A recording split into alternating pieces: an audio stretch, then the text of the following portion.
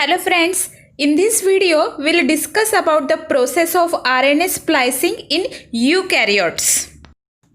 In eukaryotes, the genes are split having two portions, that are exons and introns.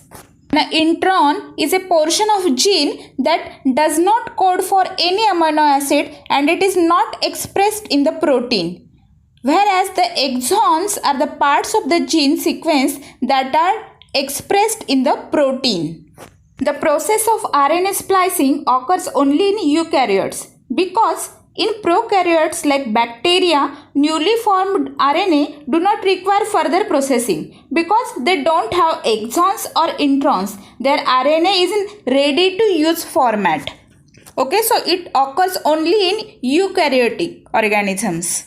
In eukaryotes, the RNA is non-functional when it is formed in nucleus and it should undergo the process of splicing, capping and tailing. When the RNA is formed in the nucleus, that unprocessed RNA is known as precursor RNA. The addition of an unusual nucleotide, methyl guanosine triphosphate, at the 5' end of the precursor mRNA, that means unprocessed mRNA, is called capping. This process of capping is done right after the formation of mRNA from DNA in the nucleus. Addition of the multiple adenylate residues at the 3' end of the RNA is called as tailing. The enzyme polyadenylate polymerase carry out this process of joining of poly A tail at the 3' end of the mRNA.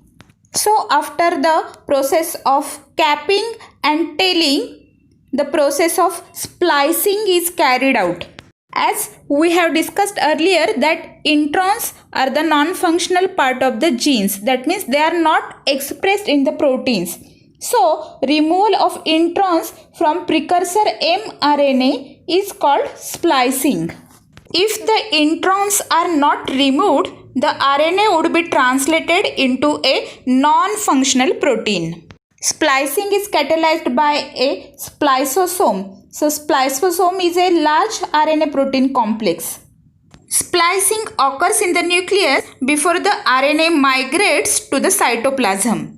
After all this RNA processing is completed, the mRNA is exported from the nucleus to cytoplasm where it may be translated to form the functional proteins. You can observe the summary of the process of RNA splicing in the present figure. Okay friends, so in first step from DNA, precursor mRNA is formed. Then capping of this mRNA is done with the help of unusual nucleotide methyl guanosine triphosphate at the 5' end of the mRNA.